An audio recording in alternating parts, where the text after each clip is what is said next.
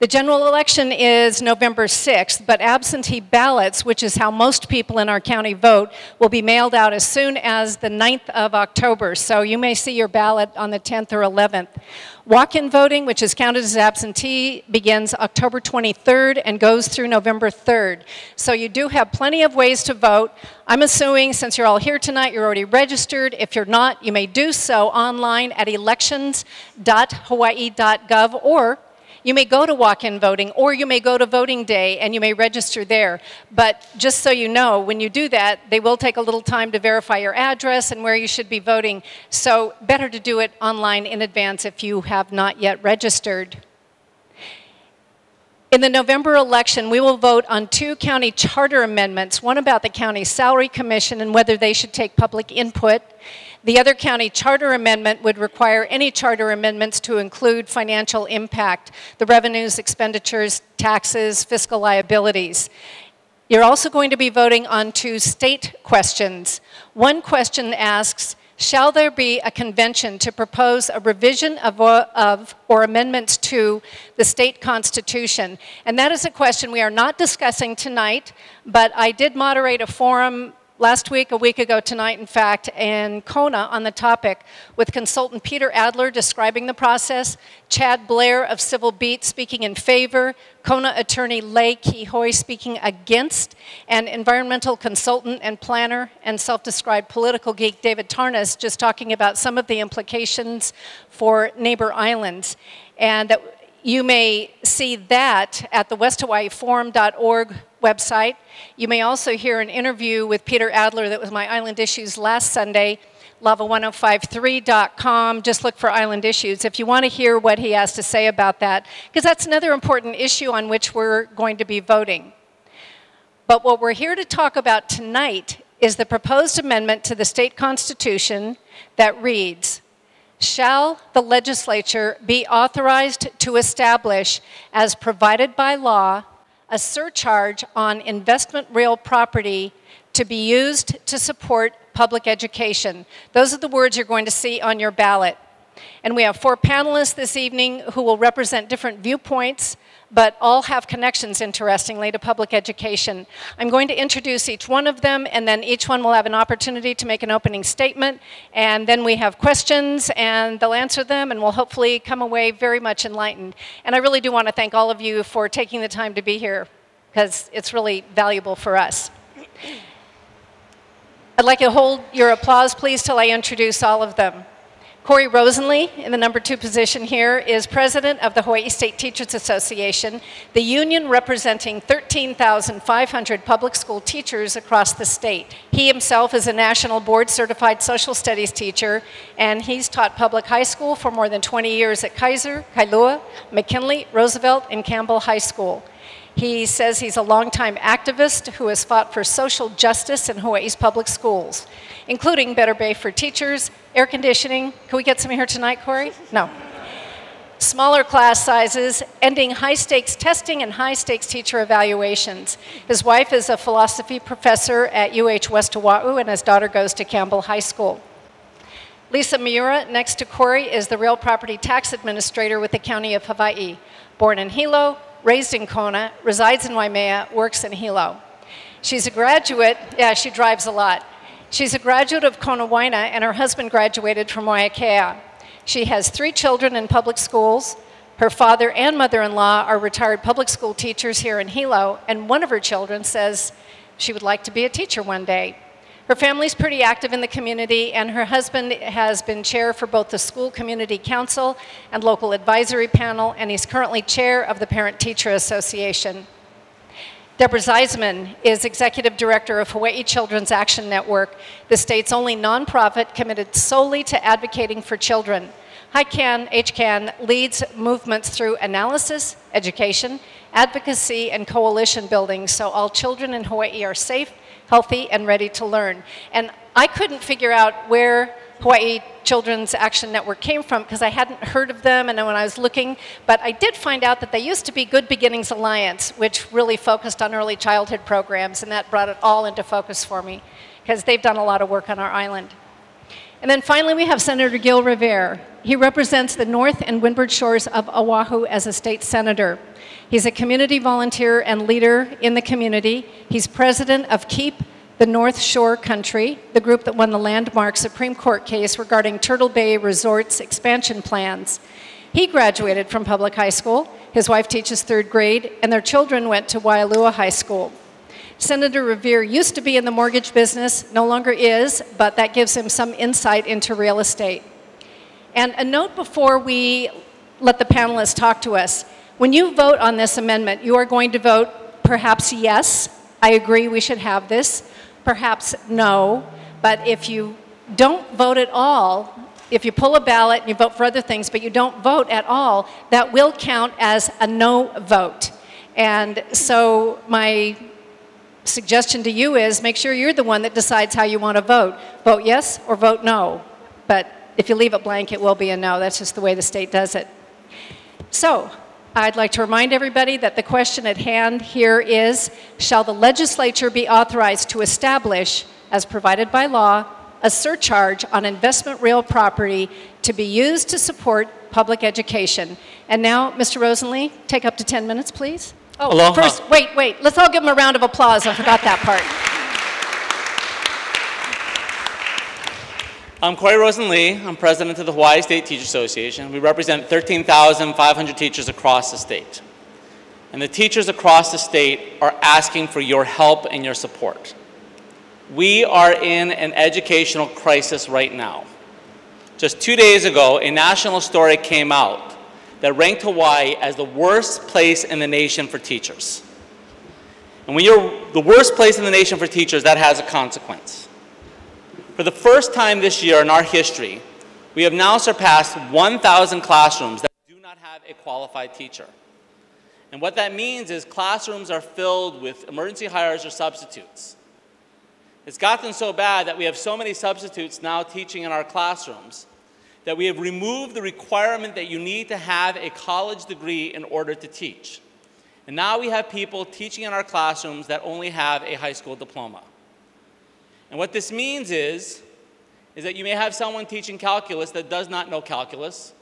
We have teachers teaching Spanish that do not know Spanish. And try to imagine trying to teach a 37-year-old without the quality and the training in order to do that.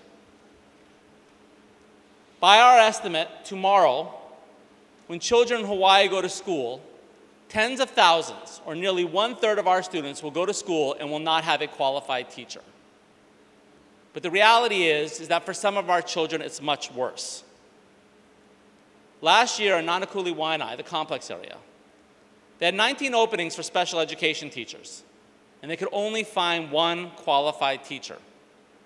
In the last 3 years, they've had 65 openings, and they've only been able to find 5 qualified teachers, which means year after year, these children are going to school and being denied an education. Are we surprised then when they drop out, don't go to college, or drop out of college? How can we expect our children to thrive when we do not give them opportunity? And I just want to know I should get extra time because I'm fighting with all these insects. Okay. And so, if you deny children education, what happens? And unfortunately, we have a devastating impact for our students. When you do an adjusted NAEP score, our national test, Hawaii ranks last in the nation. When you look at the pipeline from 9th grade to 12th grade and then graduating from college, Hawaii is the 3rd worst in the country. And when it comes to special education, Hawaii is breaking the law. We are short 300 to 500 special education teachers, and there's no way we can provide services that is required by law for these students. It is just a matter of time before there's a large lawsuit that will sue the state for denying these children what's required under federal law. So I hope at this point we can all agree that this is not a good situation for our children, that investing in our kids is one of the best things we can do, and we've got to do it. So the next question is this: are we funding our schools properly? And the answer is no. The reason why we are the worst state in the nation for how we treat our teachers is because we do not pay our teachers well. When you adjust for cost of living, we are teachers in Hawaii are the lowest paid in the nation. When you look at per pupil expenditure, Just don't look at the overall amount. Hawaii is the 10th largest school district in the nation. But if you look at per pupil expenditure, we're 45th in the nation adjusted for cost of living. So the question is, how much does it cost? Are we spending appropriate amounts? So we've actually looked at similar districts to Hawaii and see how much they spend. They spend on average $6,000 more per pupil. So that would that would almost be $1 billion just to get us to average. And how about fellow schools in Hawaii? The only comparison, since we're a school-wide school district, is looking at our private schools. And we spend about 1/3 to 1/2 as much as the private schools do per pupil on average when it comes to expenditures. The reality is we are not funding our schools well, and this is what is causing the problems that we are facing. So if we can agree that we need to improve our schools and we need to fund them, then the only question is, where are we going to get that funding? Now, we have been doing this for years trying to fund our schools. And you're going to hear all sorts of different ideas, but really there are only 4 buckets that are able to adequately fund our schools. The general excise tax, the transient tax, the hotel tax, the property tax, and income tax. We've actually tried 3 of the 4 in the last 3 years. 3 years ago, we actually tried to do a 1% increase in the GET. That would have brought in about $800 million. And that did not go very far. And Senator Riviere, when it got to his education committee, he voted that down. He was the only one in the education committee to vote that down. So we tried a different tax. When we heard from legislators, is they said property taxes. And the reason why they said property taxes is very simple. Hawaii is the only state that has not used property taxes to fund its schools. We have the lowest property tax rate in the entire country. And for those, people say, well, that's good. No, it is not. Low property taxes, and this may seem a strange statement, actually makes the cost of living higher in Hawaii, not lower. And the reason why is this. We become a haven for millionaires and outsiders coming and investing in Hawaii. 1/3 of all property taxes in Hawaii are actually paid by outside investors. Maui last year, and Kona is very similar, half of all the homes were actually purchased by non-residents. In Kauai right now, 1 out of every 10 homes is now a vacation rental. And when you take that much supply out of the market, it drives up the cost for everyone. Foreign buyers spend on average 50% more for a home than local buyers do. They are driving up the cost for living, and last year more people moved out of Hawaii than moved in. And people are going to say, well, if you raise the property tax, this is going to make it worse. It's the exact opposite, folks. We've got to curtail all of these outside investors that are making it impossible for people to live in Hawaii. Our opponents are going to say tonight that they support funding for our keiki in our schools. You don't support our keiki by starving funding from our schools. Now, they're going to paint this picture, this grim, horrible picture that if this passes, the legislature is just going to go hog wild. They're going to tax every single person they can. They're going to tax businesses and commercial businesses. They're going to tax low-income and high middle-income people. We have been doing this for 2 years. We have had hundreds of conversations. And in that time, the only thing that we've been discussing are second homes over $1 million. At one point, we were talking about doing hotels, and they took that part out. So as much confusion as they want to say that everything's going to be taxed, it will not. There's a reason why. Legislators like to get reelected. If they wanted to tax businesses right now, there's nothing to stop them from doing it right now. Don't let fear drive this conversation. And if you have to look at this, who are the ones funding this campaign? Teachers, we don't have a lot of money. But for what one apartment costs in Kaka'ako, they're going to buy out the market and try to make everyone afraid. Follow the money on this one. The next thing they're going to say is, you know what, don't trust the DOE. Let's do an audit first. Then we'll be able to find all the secret money the DOE has. Go ahead, do an audit. I don't care. But every single time we try to do this, they make another roadblock to actually fund our schools. But that's just an excuse to not do it. Because after they do an audit, they're going to find out some other reason they don't want to fund our schools. Then they're going to say there's plenty of money. Our schools are 17th in the nation, except for they don't want to do cost of living. And that's the problem. If you don't want to do cost of living, let's try that. Oh, wait, we already have. And that's why our teachers are leaving. In the last 7 years, teachers have been leaving for the mainland has gone up 83%. Our teachers are choosing to go to places where they actually pay them what the cost of living is, and they can afford to live there. And that's what's driving our problem with our shortage. Next, they're going to say it's going to hurt the counties. This is too complicated, we just can't do it. Except for two problems. This does not take $1 away from the counties. This is a surcharge. 36 other states already have a state surcharge on property taxes. They have worked it out, we can work it out. This is not an impossible task to do. Senator Riviere, and I've heard him make this argument before, and I want to say it before he speaks, he's going to say, you know what, we already have the money. The ledge just needs to make it a priority, and then we can solve the problems. Sure, and the Santa Claus and Easter Bunny are going to solve the problem as well. What he doesn't want to mention is this. What is he going to cut to do it? Because you just don't find that money out of thin air. Is he willing to cut health care for senior citizens? 30 seconds. Is he willing to cut health care for senior citizens? Is he going to stop food for homeless? No. If it was so easy just to find the money for education, they would have already done it. But we've gone decades after decades of starving our public schools. The last thing the argument is going to say is vague. Don't trust anything on this. It's a constitutional amendment. Nothing happens if this passes. It just gives the legislature the opportunity. Anything else you want, you can put that in the language. It does not happen immediately. And by the way, constitutional amendments are supposed to be vague. Okay? It doesn't say in the Constitution where we're supposed to put stop signs. So we're asking everyone, please vote yes on this one to support our keiki and our teachers. Thank you.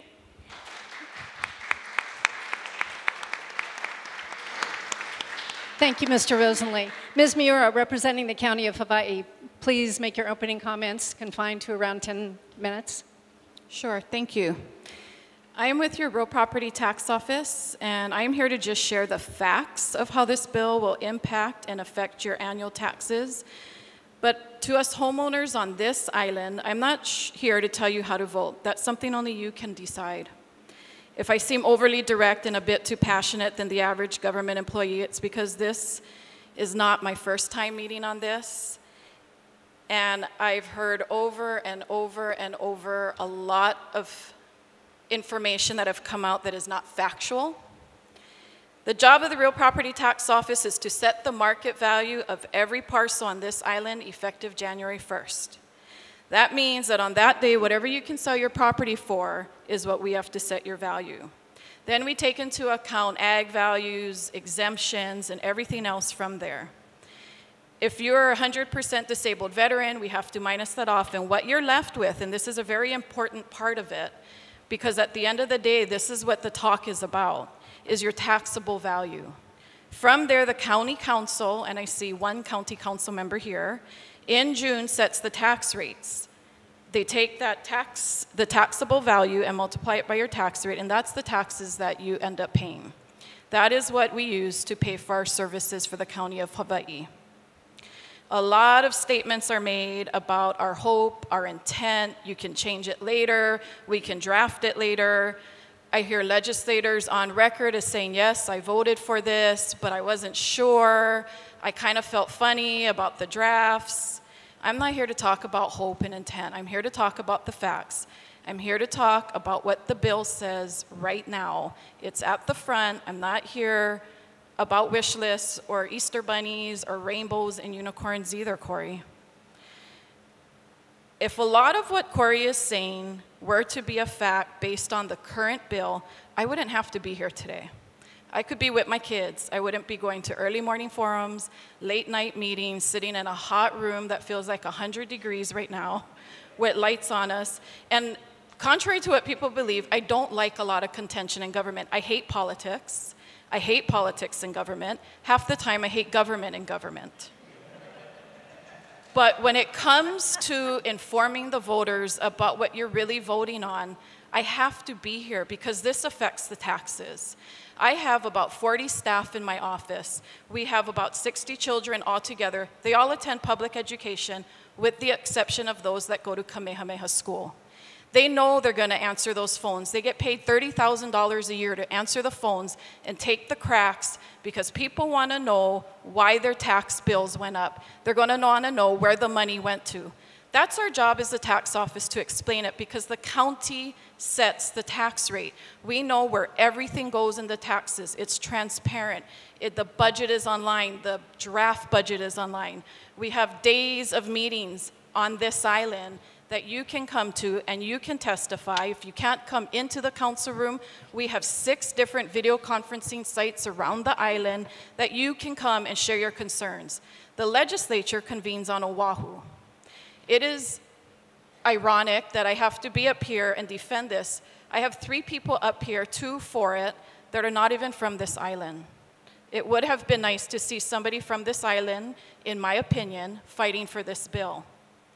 The first fact is that the wording of over $1 million in residential investment is not in the current bill.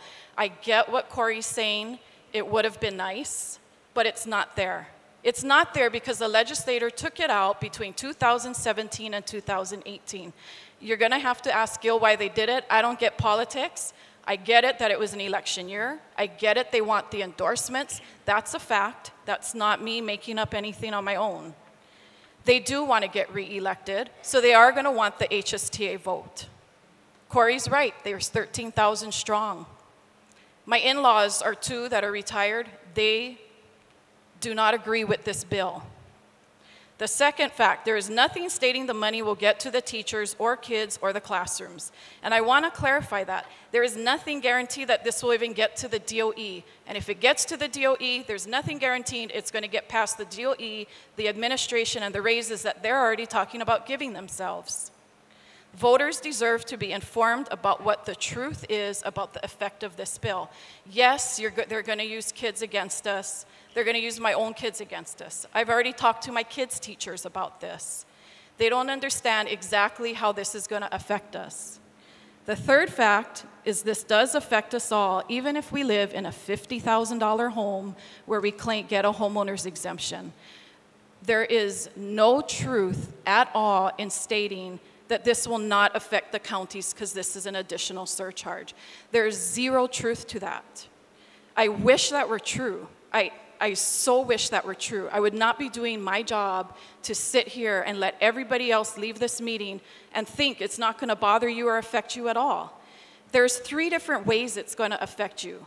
1, the bond rating for the county is going to be affected because now the legislature, who does not meet on this island, they convene on Oahu, is deciding who gets the raises, who's going to pay what, here's the budget.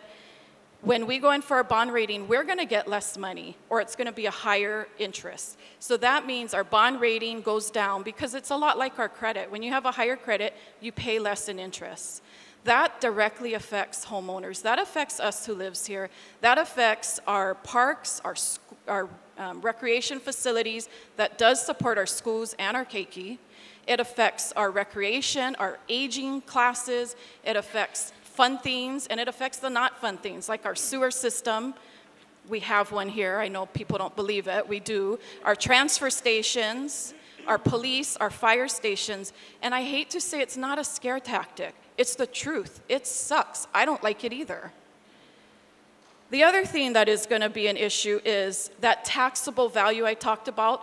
There's this wonderful thought and this dream that, oh my gosh, if you end up going after these rich people, that's going to lower the prices and we can all afford to live in there. Really? That's going to lower your tax base. I wish I could ever afford to live in a $1.5 million home and I was going to be able to live in it. It's not.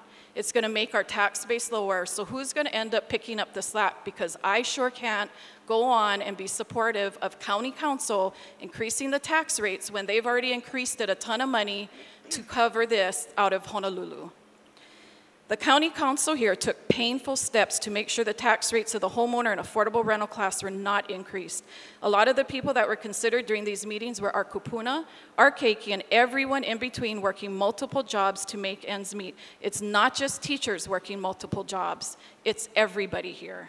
They were so worried when they were willing to substantially increase the residential tax rate.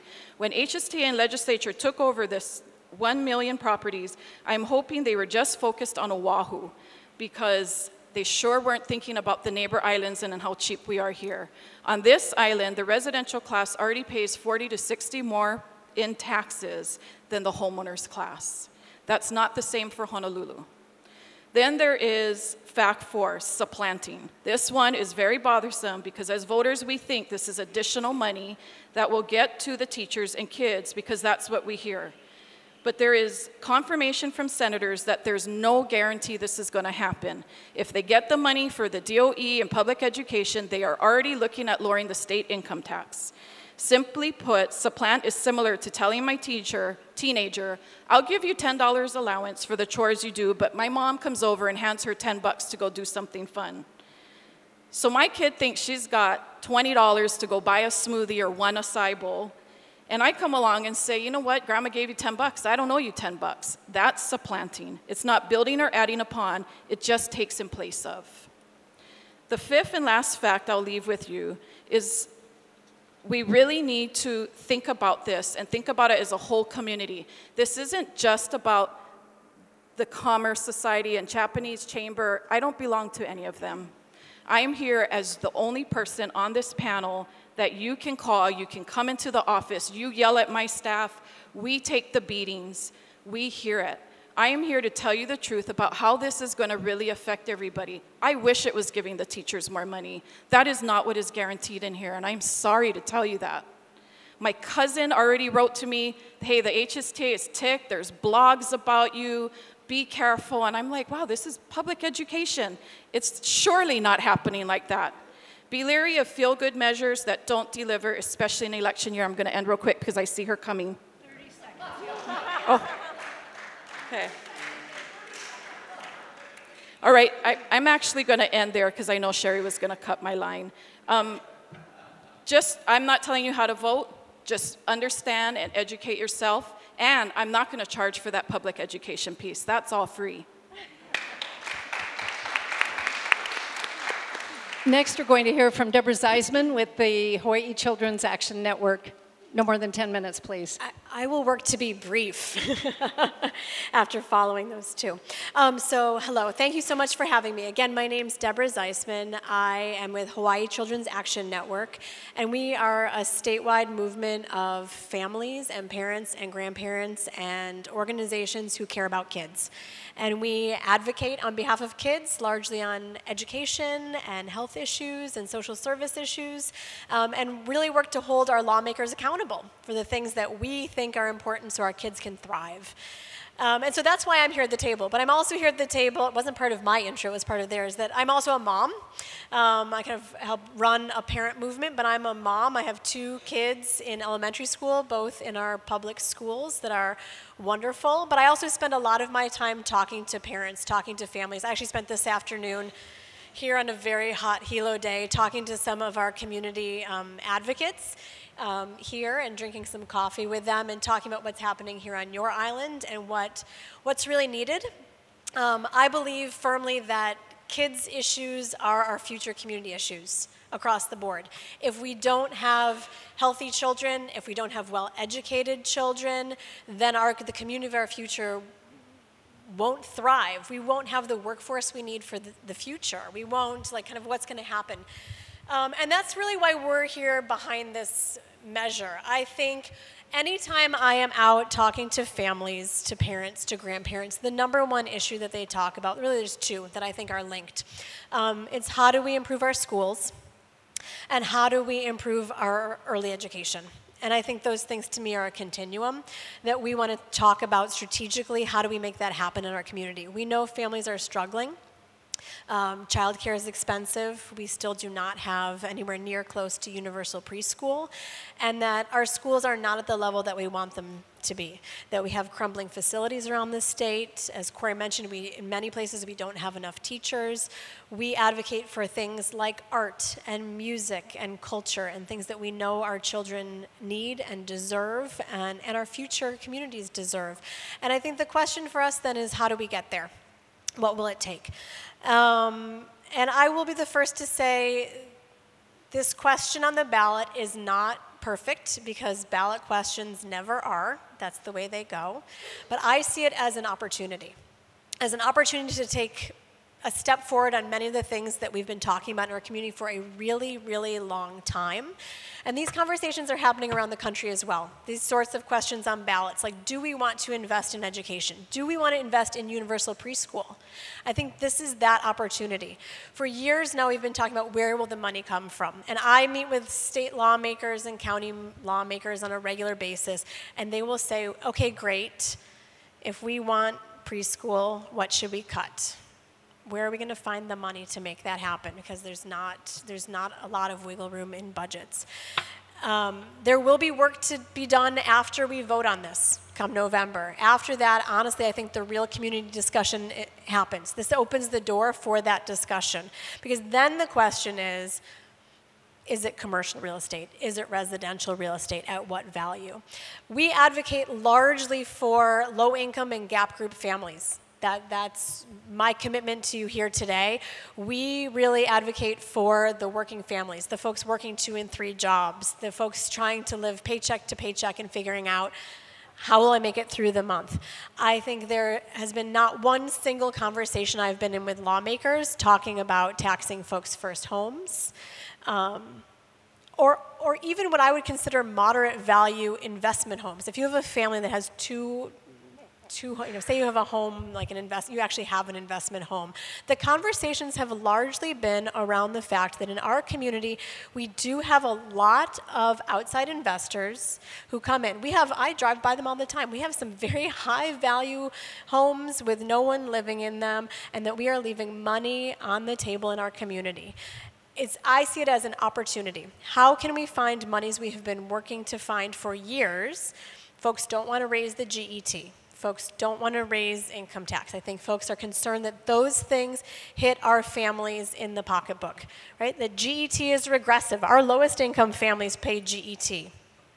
How do we make sure that we're, honestly, in my opinion, getting our fair share? When I drive by those multi-million-dollar mansions that are completely empty, how do we make sure that there's an investment in our community?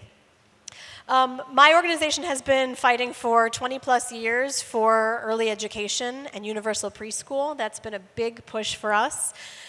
We know the state office on early childhood has done projections. We have a very tiny public preschool program, serving about 2% of our keiki around the state. Our goal is in 10 years to get to about 1/3 of our kids. That's still behind a lot of other states that have decided to tax themselves and invest in early education. To get to that 1/3 of our kids, we know we actually need to find almost $500 million, $450 million around the state for facilities. We don't have classrooms, so to build things like portables or you're talking about adding classrooms on.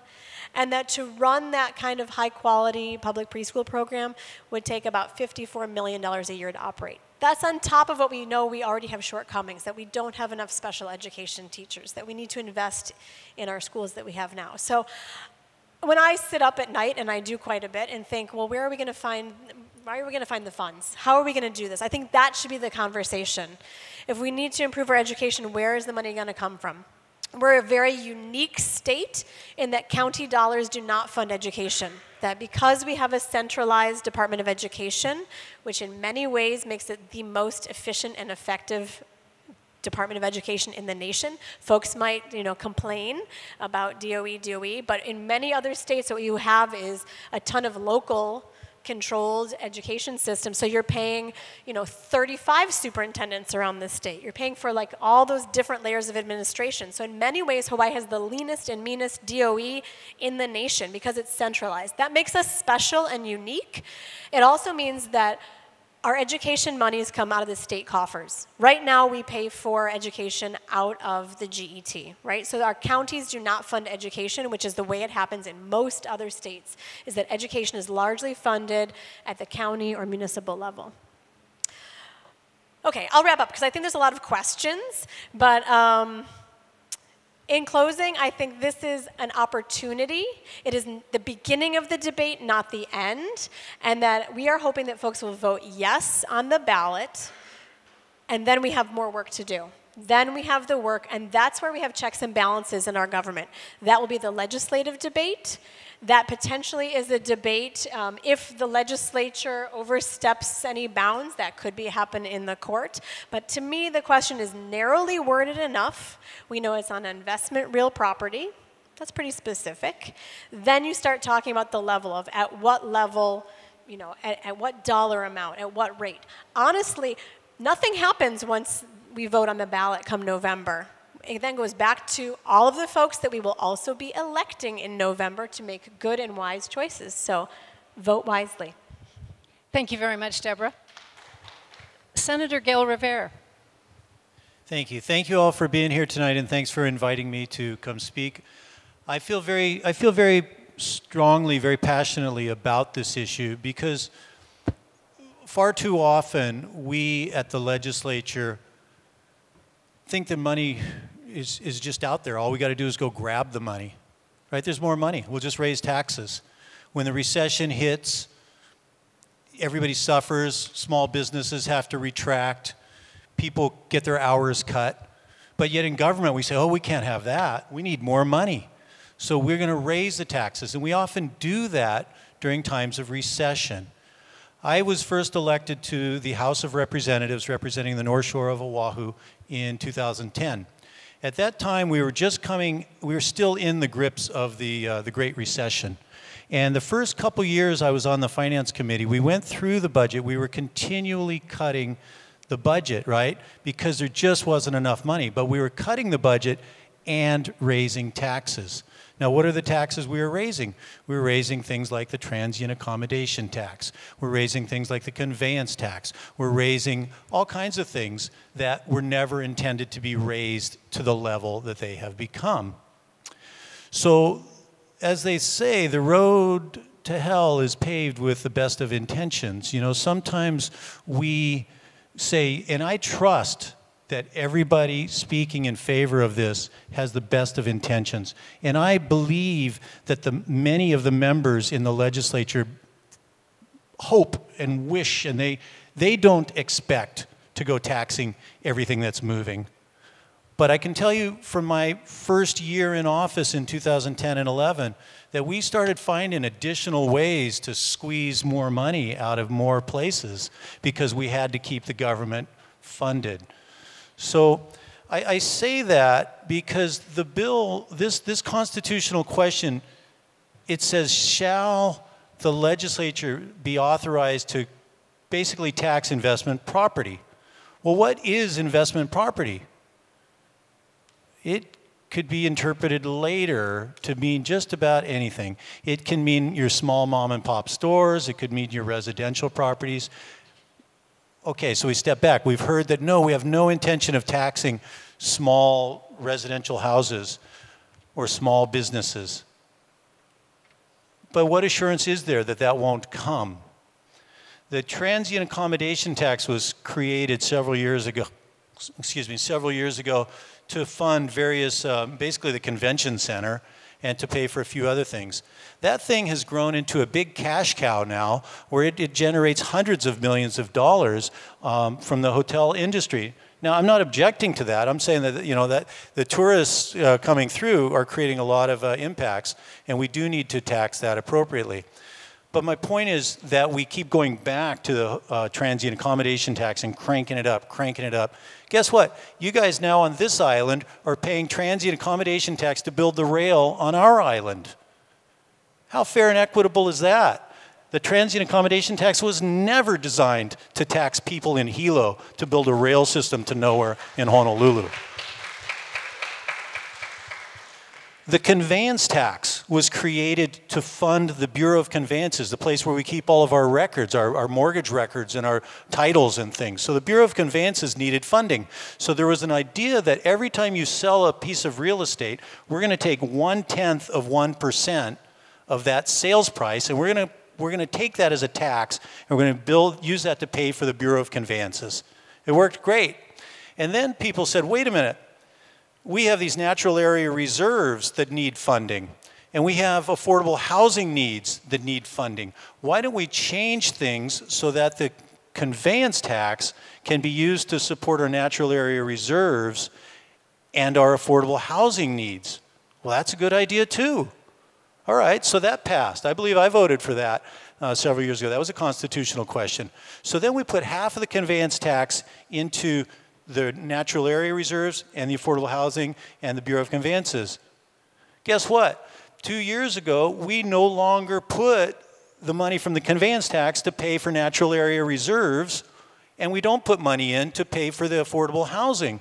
We take all of that money and we now put it into the general fund. So that special purpose that it was created for has been changed. Now this measure says it shall be used for education. Well, that's to be determined too. What does education mean? That's a broad term. So here's my point. The conveyance tax, besides now all going into the general fund, there's additional levels where we now look at that as a cash cow. And we're trying, the last year, we've been trying to raise the conveyance tax to help fund the general government. Other monies are used to pay for the natural area reserves and the affordable housing issues. If this should pass, this constitutional measure, and if the legislature does in fact create a new property tax, that money will go into a special fund for education. But as I believe was previously stated, money moves around. So if we now have $500 million of new money in the state budget for education, that means we have $500 million more in the state budget, and the general funds that are now used for education might be carved up to pay for something else, because all the other public workers unions are going to want a piece of this pie too. So we've got the teachers union coming in and asking for this, and I give them all the credit in the world for creative ideas and the passion in which they're bringing this forward. I agree. My wife is a teacher, as previously stated. My sister's a teacher. I graduated from public school. My son graduated from Wailua. My daughter goes to Wailua. So, you know, I'm invested in this, as is every other family who's got their roots in this community, in our communities. But it isn't going to solve the problem if we expand the budget but do not expand education funding. There's nothing in this constitutional measure that requires additional money to go to education. It's a smoke and mirrors if you say that all of this money will go to education and we will retain all the other money. That's not going to happen. History has told us time and time again that a tax will grow and it will expand and it will reach out and get more. And like I said when I started, the people who are pushing this now have probably no interest of ever expanding it into these other areas. But the next time we have a recession, or in a few years when we have a new project we need to do, we can increase the tax, put it into the education fund, defund education from its traditional sources, and so now we've basically expanded the budget but not solved the problem. As far as teachers' pay, that's collective bargaining. That's with the governor, and that's a whole nother thing that the legislature doesn't directly impact. So there's a lot of problems. Maybe I can address on them later, but I want to reiterate that if you put a clamp on, if I come down and I add a tax on top of something that you're buying, that makes it more expensive for you. It also makes it more difficult for the existing authority, the counties, to raise their taxes. They are going to be constrained from their ability to raise their property taxes to pay for fire, emergencies, parks, and all the other services that the counties pay for. So they say, oh, it's only going to be on those rich guy investor properties. Well, let's see, how much money is that going to generate? Maybe not enough. Maybe we're going to need more money later on. So then that threshold keeps getting ratcheted down to where we scoop up more and more money. There's no end to this. And I'm going to be voting no on this. And in fact, I was the only legislator to vote no on this measure because I think it's not worded in a way that's clear. It looks like it's a safe and easy bet. Yeah, let's fund more for education. But the key is we're going to need, we, the decision makers, the legislator, have to have more guts and budget more money for education. In the last 6 years, the state budget grew from $11 billion to $14 billion. There's $3 billion more, 20% more budget in 6 years, and we have not increased education funding. So I challenge everybody in this room to hold us accountable, to make education that priority, and not go off and add all these other things that we do until we adequately support our education. Thank you. You mentioned that we have a $14 billion state budget.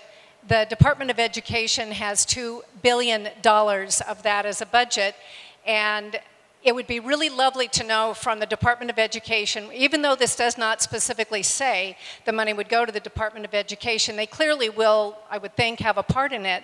So it'd be lovely to be able to know from them, where do you think the gaps are? You have $2 billion. Where are you missing money? What could you use? If you get the money from this, which is estimated to be somewhere between 300 and 500 million, what would you do with it? And let me tell you that I'm moderating this forum tonight and one next Wednesday at West Hawaii Civic Center. We have repeatedly asked the Department of Education to be part of these forums. And either we got no answer or we finally got some answers. Because I sent an email at the beginning of this week to the 2 complex area superintendents as well as the superintendent, and I said, we'd love to have you here, but if you're not going to come, there's really only one question. What are you going to do with the money? And one of the complex area superintendents called me and said, we're on blackout, we're not allowed to go to forums on this, we're not allowed to talk about it, and I'm so sorry, we can't help you. But the superintendent will at some point issue a statement. So I just want you to know we have a missing member here, and we did everything we could to try to get them to be with us. And that brings me to a question. They do have a $2 billion budget. Do we have any sense at all, should money go to the Department of Education, what they would actually do with it if they are one of the recipients? Have you and the legislature heard anything about that? Has anybody? Because, you know, it's a big open question. Okay, no answer on that. So, and that's fine. The ballot amendment, pardon?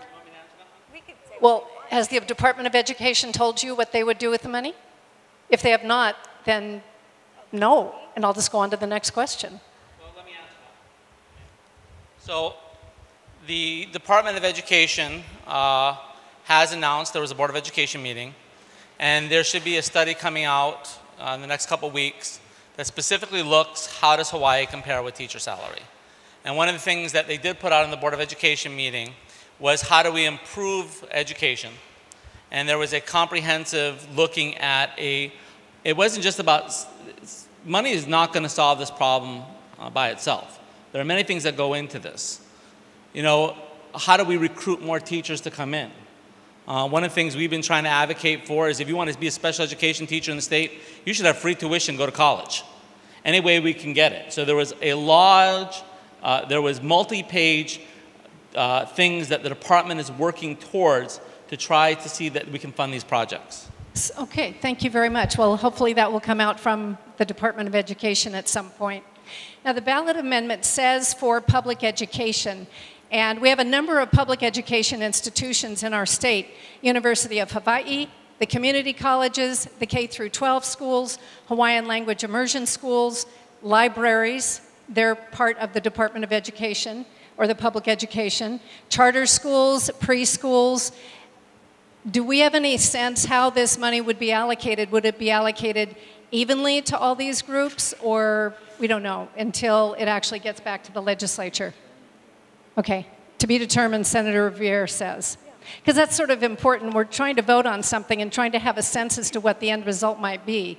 So, Ms. Miura, a question came up to my mind while Mr. Rosenly was speaking. First of all, I want to note that 2 of you who spoke about these big rich homeowners don't live on this island, and clearly your Oahu experience is a little bit different from the experience that we have here on this island. Not that we don't have people who have a lot of money with homes, but we're not facing exactly what you are. And the implication was that people who own second homes who don't live here somehow are not taxed extra. But Ms. Miura, you're the property tax person. If I don't live here and I own a second home here, are my taxes different than if I'm a homeowner with a homeowner's exemption? Correct. Our island, our county, through our county council, has a lower tax rate, which is 40% less than the residential. On top of that, we provide the homeowner exemption and the 3% cap. So it's a little bit different. The one thing that I hear them say is there's a lot of empty million-dollar homes. We don't see that very much in Hilo, so I'm assuming they're talking about Oahu. But when you're in the residential class, there's no differential from whether it's a vacant lot, $50, $1,000, $1 million. There's no difference whether you live in the mainland or you live here. Your tax rate's at 11.10. That's 11.10 cents per thousand. Okay, but if you're a homeowner here living in your house, then you get presumably a homeowner's exemption. Correct, at $6.15 is your Okay. tax rate. So you pay a lower tax rate and you get an exemption. Okay, but if I live here and I own a second home, am I taxed at that higher rate? 11.10, yes. Okay, just checking. I want to make sure. Correct. See what I want to get the loopholes in so that I can negotiate my way around. Are you aware of any restrictions on how the money could be spent? Could it be spent on air conditioning for classrooms or a new swimming pool for Kea'au High, which is the only school that does not have one? Teacher salaries. Do we have any sense as to what that restriction might be, if there are any restrictions? Senator? Thank you. Generally for a new gymnasium or swimming pool or improvements like that, that'll come out of the capital improvement budget, and that's bonded, and that's borrowed money for long-term improvements. I think the money and the purpose of this measure would be to create more funds for general purposes, such as education, teacher recruitment, operating budget, and whatnot. Mr. Rosenly, I think nobody would dispute the fact that teachers are underpaid. In fact, Time Magazine's cover story, I think it's this week, is all about that nationwide teachers are underpaid, not just here in Hawaii. So my question is, according to the Department of Education, the average teacher's salary is around $48,000. And my question for you is, what should teachers be paid? How much more? So again, if you adjust for cost of living, we're lowest paid, so what would it take? What we did is, 2 years ago, we actually did a study. And we looked at what similar districts to Hawaii, what they pay their teachers. And on average, for beginning teachers, they were about $6,000 lower paid. But the real gap we have is our mid-level teachers. For the longest time, we have seen this stagnation in pay. And so what we estimate is somewhere between $15,000 to $25,000, depending on experience and their education. That's what it would take just to bring us to the average of what similar districts are paying their teachers. Okay, so $15,000 per teacher to $25,000 per teacher. That amounts to about between roughly $200 million to $350 million per year. Is that correct? That's pretty close. Well, I did the arithmetic, so. Yeah, that's pretty close. Okay, so I've been told that this bill might in fact raise about that same amount of money. So are you under the belief from the legislature that all the money would be given to teacher salaries? See, what Senator Riviera mentioned is our problem. How do we pay our teachers better? And the problem is the system is broken. We put together during our contract a broad range of proposals to deal with everything from class size to special education. And what's apropos, we try to put in something that if a class got too hot, they actually had to cancel school. And over again, the conversation was no money, no money, no money, no money. And they'll often say this. So the people bargaining are saying, if we need to increase funding for education, you need to go talk to the legislature. And we'll go to the legislature. And they say, we agree, we need to pay teachers better, but we don't get involved with collective bargaining. So the system is broken. On the mainland, the people that deal with the contract also have a funding mechanism. But in Hawaii, we do not have that, and that is what has made sure that perpetually we do not pay our teachers adequate salaries. So has somebody in the legislature told you that all of the money raised by this would go to fund teacher salaries? Or are you saying that you because you are the head of the union, that you would then need to negotiate that with the state. So the question is, how do we raise teacher salaries? And at what point the legislature wanted to change the language on this to say that it may be used for education. And one of the victories that we had in the language was that it has to be dedicated to education. So what it's going to create is it's going to create a pot for education. So that then when we negotiate, they can't use the argument there's no money, because there will be a pot sitting there that will allow us to negotiate. Now, the problem you say is, can it guarantee? No, there's no guarantees. So, Senator Riviere, not to attack the state legislature, but could not the state legislature add funds for education? And if so, if that is so important to the legislature, why has the legislature not done that? Why put this amendment on the ballot, which is so general and so undefined and may or may not provide the money that is wanted? Why doesn't the state legislature just work on funding education better or paying teachers more? There is a crazy mismatch. It's all kapakahi how the funding comes to the city and the state, really. The general excise tax is the prime driver, but we've also got, as mentioned, the TAT, the income tax, corporate taxes, fees, reimbursements from federal government and whatnot. So the transient, I'm going to say it this way, the transient accommodation tax has become this big tug-of-war ball. The counties every year come back and say, we need more money. The counties used to get the lion's share of the TAT. But in those hard times back in 2011 and 12 that I described, the state put a cap on the share that goes to the counties. So now the counties have been strangled on their revenues through the TAT. The state, of course, approved a general excise tax surcharge on GET to pay for the rail system. So that now has become very tenuous, and it doesn't look like it's going away. So the idea of the state legislature raising the general excise tax is compounded by that ever-present 0.5% for the rail, because now we'd have to jump up to 5%. Of course, now all the counties are getting in on that extra 0.5%. So what you've got now is you've got this addiction to the money from the transient accommodation tax. You've got money going to the counties, they're fighting over that. And you've got the rail and the neighbor island counties taking that 0.5%. So it's kind of putting a block on the ability to raise the general excise tax, which is generally where it should be. So his original proposal a couple years ago for a 1% was audacious. That was a lot of money, but it was a valid effort. The appetite was not there for the legislature. So it comes down to this, and I'm sorry I'm getting long-winded, but ultimately the budget committee chairs in the House, the chairmen and chairwomen in the House and the Senate of the money committees, they have an enormous amount of say on where the budget goes.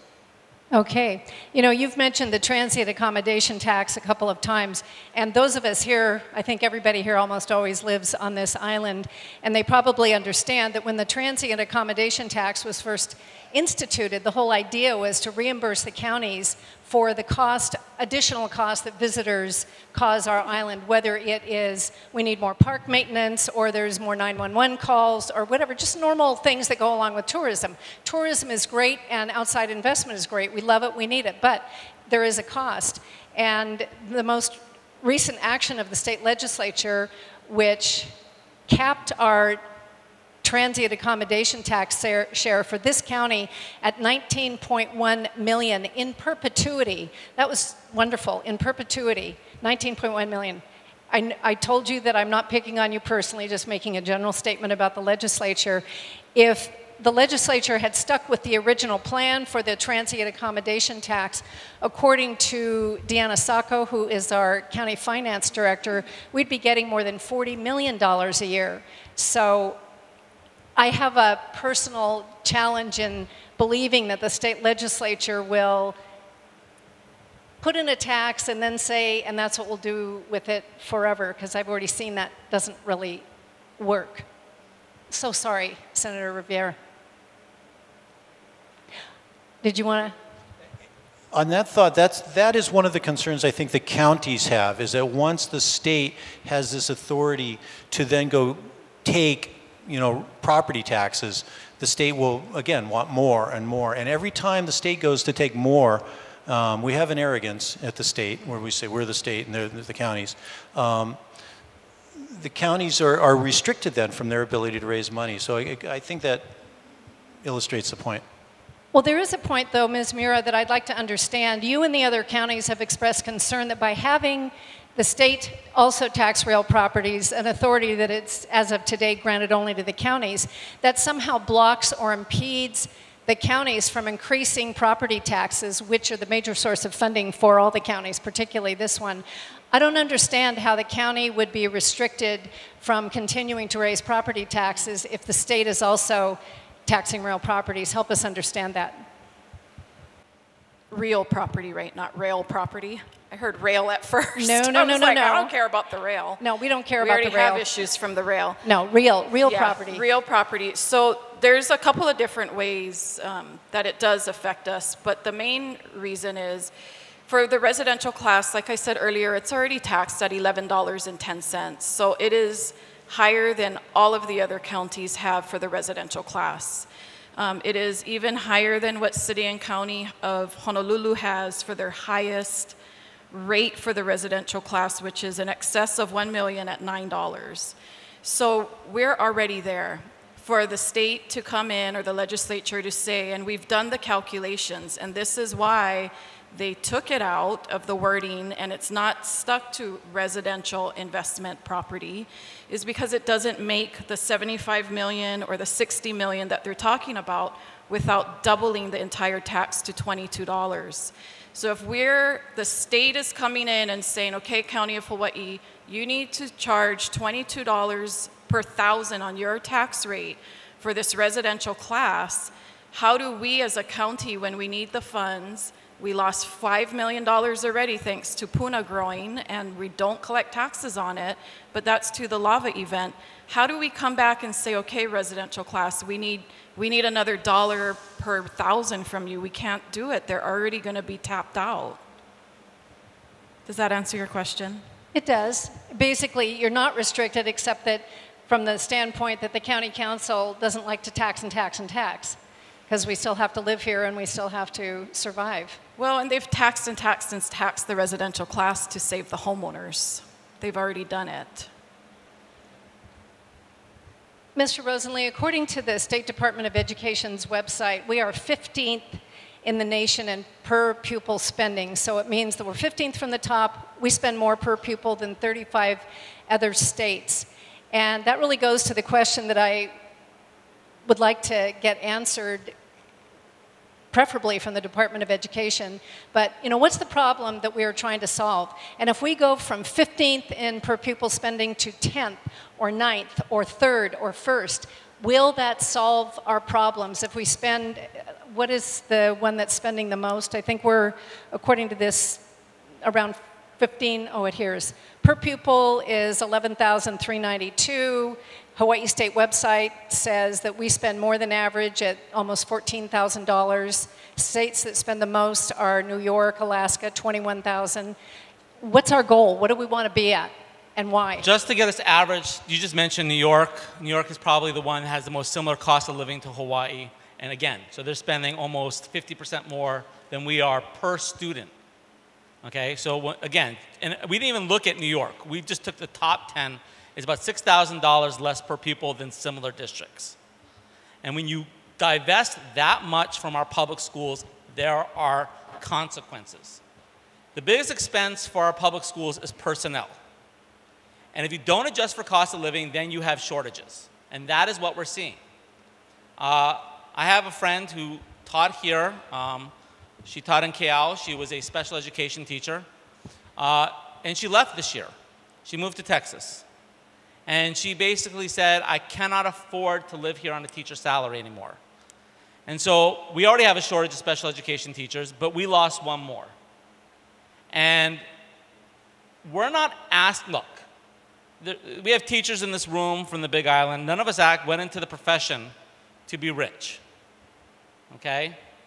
But we do expect that we can earn a living. And half of the teachers, look, I'm not asking for sympathy, but when half of the teachers are working second jobs, and there was a teacher, he teaches at Waiakea, you know, he would have to work at the hotels at night. He'd get home 11 or 12. I mean, how is he going to be good for his students the next day? And the option is when this teacher moved to Texas, all of a sudden she was getting paid a similar salary, but with a much lower cost of living. And that's the problem that's happening, is our teachers are leaving because they have opportunity and because we do spend so much. If you don't adjust for cost of living, it looks fine. But when we don't adjust for cost of living, we cannot pay our people well, and then we run into these shortages. You know, when you speak, Senator, speak. Thank you. I want to talk about the cost of living, and it is a backbreaker, but it's a backbreaker for everybody in the state of Hawaii. We have an exodus of people. People are leaving all the time because they can't make a go of it. It's not just teachers that are working 2 jobs or 3 jobs, but 42% of households in the state are renters. 42% are renters, and we're going to tax investment property. Who pays the property taxes on investment residential? It's the renter ultimately that pays that.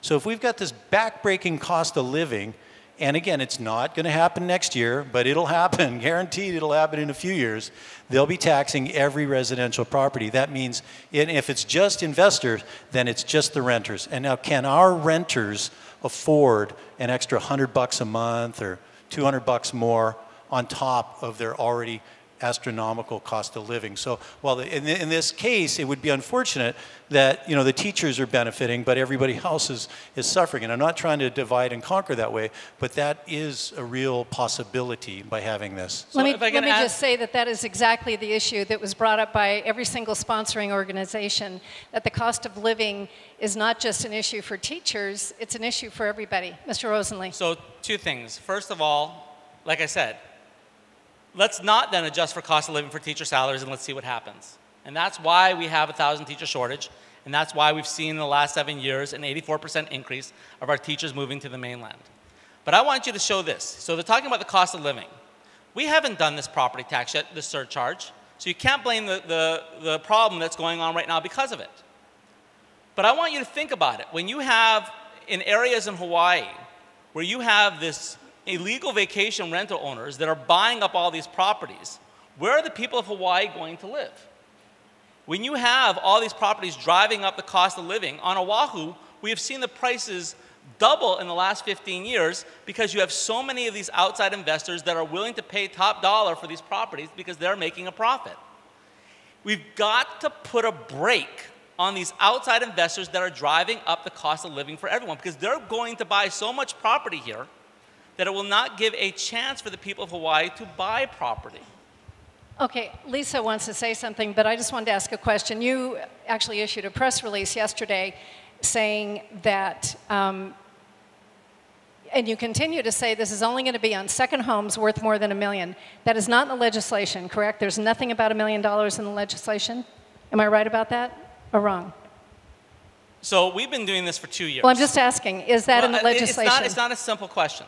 So we've been doing this for 2 years. No, it's a yes or no question. Okay? We've talked to hundreds of legislators. In these conversations, no one has talked about taxing the middle class or people's investment properties. We have been looking at a very specific class, and that is exactly what we're going to put in. If the constitutional amendment passes, there's no enabling language. It does not get impacted. We will put in that language exactly next year if it passes. Are you running for the state legislature? We keep saying we. Help me understand, who is we? We are the ones, so basically, for 3 years, we have been trying to put up ways to solve this problem. And the one thing I've noticed on this panel, we've been talking about the tax, but no one's been trying to suggest how we're going to fix education. Oh, I'd love, the idea is, everyone says we agree we need to fix education, you know, but we never talk about how we're going to solve it. And it's easy to shoot down ideas, but no one's bringing up an idea of what to do to solve it. So we have been pushing this, because look, at the end of the day, when we say it's called the schools are cake you deserve. And I'm very proud of the teachers of Hawaii that we're the ones trying to make sure that every child, regardless of where they live, what their ethnicity is, how much their parents make, have a chance to go to school and have an opportunity to have a better education. And all these people are throwing down this idea. They're not suggesting how we increase funding. All they're trying to do is shoot this down idea without any suggestions of their own. Mr. Rosenly, that's a little unfair. We did invite the Department of Education to help us understand what their problems are, and Ms. Miura wants to speak. The Department of Education Ms. cannot Miura, take a go. stand on a ballot issue. I'm not asking for a stand. I'm asking what they need the money for. Ms. Miura, you want to comment? Well, I don't even know where to start with that right now, but I would like to say that for investment real property, I know she felt like it was very specific. It's not. If you talk to people, everybody feels that their property was purchased as an investment. As a homeowner, they don't expect to lose money on it. It's an investment. I wish the $1 million was there, Corey. It's not. If the legislature wanted it to be there, they wouldn't have taken it out. They took time to take it out of the draft. They took it out. It's not like it was never in there and they're thinking they're going to put it back in later. It was there in 2017, you guys. They took it out. They took it out because it doesn't raise enough money. He is right. There's not a lot of people trying to make the suggestions, because when you hear a $500 million bill and then they come back and say, well, it might be 400, then it's 2, then I hear 5. It's a lot of money. You're asking for a huge increase and you're not telling anybody exactly how it's going to be spent. I wouldn't give it to my kids. I wouldn't expect the finance director to give it to us. I wouldn't expect the county council to give it to us. And I'm sorry, the public education all the way around needs to come up with a more realistic ask for that. Thank you. The last audit of the Department of Education was somewhere around the 1970s. Corey, you mentioned that's an unrealistic expectation. Senator Rivera, is there a reason why there couldn't be a look at what the money's currently being spent on to help us understand where the gaps are? Can the state legislature help facilitate having an audit done? There are murmurings every year about having an audit of the DOE, but it just doesn't happen. There's not enough political will, or there's enough, shall I say, opposing forces that don't want to get involved in an audit. So it doesn't happen. Ms. Zeisman, you said you've been in conversations with legislators. Clearly, early childhood education has been something that has been talked about, but isn't universal. Is that something you've been promised will come out of this funding should this pass? It's one of the pieces we would be fighting for, but I think going back to Corey's point, I think the conversation needs to begin with, do we believe that we need a deeper investment in our education system? Whether it's birth to 5, if it's universal preschool, if it's K-12, if it's into our infrastructure throughout the state. The answer whenever I'm talking to folks is yes. We know that our kids don't have the schools that they need right now. So then the second question is, where should the money come from? Personally, my organization is opposed to raising the GET because it is so regressive, right? That's something every time you go to the grocery store, you're paying. If you're looking at where is the money going to come from, in my opinion, it either needs to come from property taxes or income taxes. That's the most fair, the least regressive, like the best way to fairly figure out how are we going to deepen that investment. Now, whether it's teacher salaries or not, and I agree with Corey that we have a teacher shortage, but I think that's not where all of the money needs to go. That's the next place. But if there's no money, we're back to square one to say, well, we've now taken property tax off the table. So what, are we going to go back? Are we willing to raise GET to do this? If we think we need to work on fixing our schools, to get to public preschool, we need to come up with some additional revenue streams. So where is that coming from? Personally, I think property tax is one that is fair and universal, and it's the least regressive. I think that perhaps people wouldn't have so many questions if the legislation was a little more clear about what the money was going to be used for. I don't think anybody in this room objects to spending money on education. They just object, I'm sorry, to giving the state legislature a blank check to do whatever. And you know, Senator Rivera mentioned this, and I'd like to use Florida as a specific situation. They had a lottery. It was to fund education. I believe the amount they got was $300 million, and that's the amount by which the Florida State Legislature reduced the Department of Education's budget. Is there a way, Senator, to build in something so that does not happen in Hawaii if we get this? Because clearly the whole point would be to raise more money, not to have the same amount of money. Yes, I would hope. I would support that if there was a protection of the base budget, right? But how would you do that? Was that your question? But this is, wait, so Corey's challenging me on that, and which actually reinforces my point, is that money is so fungible. That's the right word. It goes, it's like water. It finds its source. So you can move money around, and California did the same thing. They had a lottery, and then they stopped, they less funded on the back end. So I am going to introduce a bill, whether or not HSTA will support it or anyone else. I'm putting it in. I've said I would. And that would create, and we mangled one a year before. It didn't quite do enough. But right now, education, lower education, is getting about 21% of the budget. And that includes pensions, which are important. Pension and retirement is about $1 billion. So you've got $2 billion going to education, plus you've got somewhere in the vicinity $800 million or $1 billion for pensions. You cannot ignore that part of the cost of our teachers and education. So together, it's about 21% of the budget. Just 6 years ago, it was approximately 24% of the budget. So we've seen, as I described, an increase of $3 billion in the budget, but no real increase in education funding. So if it is the priority that we all believe it to be, I would say the first 25% of the state budget should be appropriated to lower education. There you go. Now it's a priority, and then we can talk about the rest of the 75%. Okay, and why has it decreased? What has surpassed education as a business expense for the legislature? And that is healthcare for senior citizens. And so the legislature has, the problem is that our senior citizens are living longer and healthcare costs are increasing.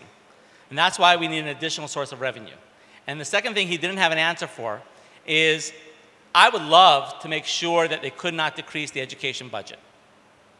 But the legislature holds the purse strings. So they're saying if we cannot guarantee this will be additional money for the education, then we shouldn't do it at all. And the reality is that can never happen. But I can guarantee you that if we don't pass this, there's a 100% guarantee we won't increase funding for public education. For Senator Riviere, since Department of Education is not here, here's a job for you. The August 19th Star Advertiser talked about the Department of Education's failure to go back to the federal government and get reimbursements for expenses that they're entitled to. The amount estimated by the Star Advertiser was somewhere between $26 and $38 million. I mean, I feel like there's a lot of little things with the Department of Education where they could be more efficient, and we could find out more about how they're spending their money and how we can actually get to what Corey is aiming for and Deborah's aiming for, which is better and more appropriate funding for education. So I don't know if that's something that's ever been discussed at the legislature, because you weren't in session on August 19th. We have, at the beginning of each session in December, we have a whole series, and in January, we have a series of informational briefings. So questions like that will often come up. What about this? What about that? And you'll get various answers from the agencies. It's not just Department of Education. It's all the agencies Sure. are missing a lot of money in various forms. If I can answer that one. So you look at, we spend about $14,000 per pupil, and that does include fringe benefits. Now, you have to break that number down, because our special education students can cost anywhere from $20,000 to $40,000. I mean, some of our special needs students need 2 to 3 teachers for every student. They're very high medical needs students. So those can be very expensive. So if you look at a regular education student, it costs about $10,000 per pupil. Now, Punahou spends about $30,000 per pupil. No one's screaming about Punahou being inefficient and wasting money. If $10,000 for a public school student is inefficient, then Punahou at $30,000 must be the most inefficient school in the entire country. The question really was about, why don't we ask the Department of Education why they're not getting reimbursements from the federal government, and I hope that happens. Ms. Miura, we're almost out of time, but I wanted to ask you, has the state told you how they told the counties how this would actually be implemented? Would the state actually do the taxing? Would they expect the counties to figure out which properties are appropriate? If so, how would you do that? Or if the county's going to do the taxing, would the state reimburse you? What do you know about the process? Well, I would love for them to leave it up to us. We wouldn't do any of it, but they have not talked to us. They've put out media blitzes that they've talked to the administrators. I've met with the other administrators. They haven't talked to one of our offices. Neither has HSTA or the DOE. So they don't have the actual numbers, and they haven't shared with us how they intend to collect this money. Do we have any idea how much the property tax would have to be raised on each property that we're talking about? Well, we haven't defined investment real property specifically, so it's probably a pointless question. I did actually try and do a calculation based on the $200 million that I thought HSTA was asking for. Today, I was surprised to hear it was back up to $500 million. At $200 million, this county our percentage would be $30 million. And just to raise that, let's say they stuck to every investment property and they did not focus on homeowners. That would be at least our hope, the minimum hope. The affordable rental class everywhere, everything would go up $1.25 per thousand, which doesn't seem like much. But when you look at our apartment class that's at 1170, where most of our properties, our low-income properties are, we have a complex, and I just took Hilo statistics and basic things. I'm not trying to use West Hawaii numbers, but if you took a $350,000 affordable rental in Hilo, they would pay $450 more, just going up the $1.25. If you took the apartment complex, which is in downtown, so we're talking average, less than average actually, built in the 60s, they would end up paying over $5,600 more per year. So that is going to go to the tenants. You can't say that's not going to affect our tenants. Okay, well that gives us an idea. But sadly, we're out of time, and I'd like to give each one of our participants 1 minute to give final thoughts. And let's start with you, Ms. Zeisman. Deborah Zeisman from the Hawaii Children's Action Network. Sure, thank you so much. We have an opportunity in front of us. The question on the table is, do we think it's important to invest more of our community's resources into our education system? Yes, there are quite a few questions about what comes next, because this is the beginning of the debate, not the end. But I hope that you vote yes and not close the door on the debate. Because basically, if we vote no, it just means debate's over. As Corey said, it's 100% certainty that we won't be putting more money into our schools. The debate then will follow, and we'll come back to engage you all, and you all need to vote and hold your elected officials accountable to make sure that we're taxing the right properties at the right amount and demanding that those funds go into education. So again, it's step number one. Ms. Mira. I would love to hold our legislatures accountable. They didn't even come here tonight for this meeting, so I don't see how that's going to happen. I think it's an easy grab for them to say this is for education because it pulls at a lot of people's heartstrings and it makes us really confused about what the real issue is. The legislature is trying to find another taxing authority. They're using the counties. They're trying to pit us against our brothers, our sisters, the teachers in the community.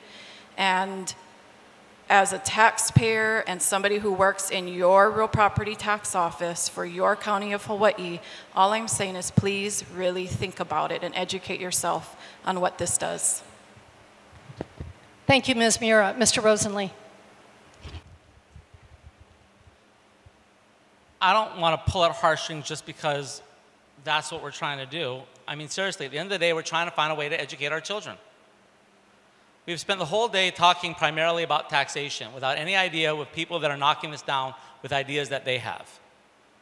At the end of the day, we are still in that education crisis, and what are we going to do about it? And Deb mentioned this before. We can look at income taxes, we can look at property taxes, but we've got to take action on something. This amendment is not multiple choice. If you vote yes, all it does is allow the conversation to continue. And all those concerns that you brought up, we can still have those conversations. But if you vote no, you shut the door on the possibility of ever trying to find a way to fund our schools and fund our keiki. Thank you. Thank you. Senator Gil Rivera. Thank you. Thanks for coming out tonight, folks, and listening to this, and for being active and vote. Vote your conscience and vote the way you think is best for our community. So I applaud you for whichever way you go. Nothing in this constitutional measure mandates additional monies to education. It is a way to expand the state budget. That's what it does. Renters pay property taxes.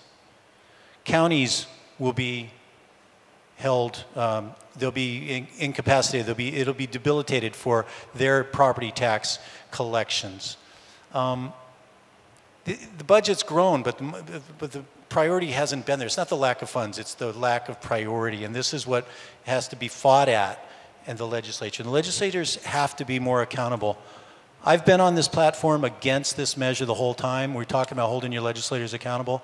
I won my election 67%. I absolutely have the heart and soul of the regular people in our district. So when I go out there, that's what I'm doing. I'm standing up for everybody who's the renter and the people who have businesses too. You're only going to get one vote on this. You're going to get one vote on this. Shall the state be authorized to tax investment property? If you vote yes, you can vote yes one time, but you will never be able to vote no again because the legislature will do what it wants to do. So be very, very careful. Thank you. In closing, one of the things Mr. Rosenlee suggested is that we're not really here talking about ideas about how to improve education. I'm sure we would all like to, and I'd like to say on behalf of the Hawaii Island Chamber, if that would be a great discussion. So we're happy to do that, but this was not about that. This was about whether we want to vote to allow the state legislators, such as Senator Rier and all the other ones, to make some really big decisions about this. I would like to see the amendment have been a lot more specific, because that would make this conversation more in line with what Mr. Rosenlee and Ms. Zeisman have in mind, not something that's just completely open-ended. And as you from Oahu might appreciate, we on the Big Island are a little leery of letting Oahu legislators, because they have the numbers and we don't, of letting Oahu legislators make big decisions for what we pay, because we just don't have enough legislators to fight it. However, that said, I think the key thing is we do need to continue to think about this proposed constitutional amendment, and the main thing is vote, because if you pull a ballot and you vote for anything, but you don't vote for this, or you don't vote for whether to have a constitutional amendment, it counts as no. And we have to be heard, whether the vote is no or the vote is yes. I want to thank all these folks for coming tonight. Thank you so much for sharing your mana'o.